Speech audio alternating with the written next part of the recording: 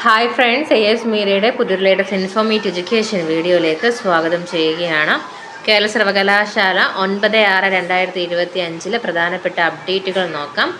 ആദ്യം തന്നെ പരീക്ഷാ ഫലവുമായി റിലേറ്റ് ചെയ്ത് 6ാം semester new generation double main BSc mathematics and computer application BA economics and mathematics degree പരീക്ഷകളുടെ regular 2022 admission, supplementary 21-20 admission പരീക്ഷാഫലം പ്രസിദ്ധീകരിച്ചു.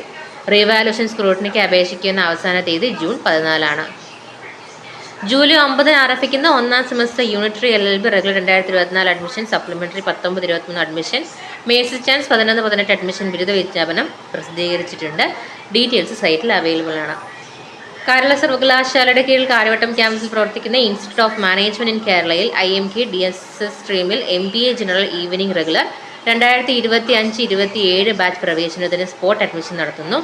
ഇൻഡസ്ട്രി സർവീസ് സെക്ടറിൽ കുറഞ്ഞത് 2 വർഷത്തെ പ്രവൃത്തി പരിചയമുള്ള ബിരുദധാരികൾക്ക് പങ്കെടുക്കാവുന്നതാണ്.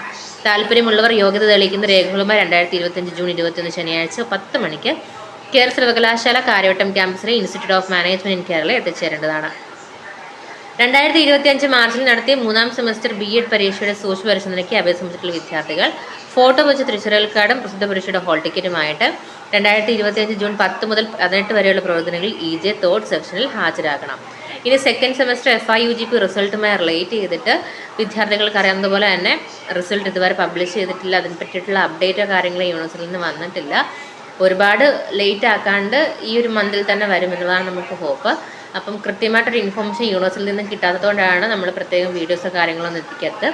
ഡീറ്റെയിൽ ആയിട്ടൊരു ഇൻഫോർമേഷൻ ഒഫീഷ്യലി യൂണിവേഴ്സിറ്റിയുടെ ഭാഗത്ത് നിന്ന് കിട്ടുന്ന സമയത്ത് നിങ്ങൾക്കത് എത്തിക്കുന്നതായിരിക്കും. കൂടുതൽ ഒഫീഷ്യൽ ഇൻഫോർമേഷന് വേണ്ടി സബ്സ്ക്രൈബ് ചെയ്യാൻ മറക്കരുത്. Thank you so much.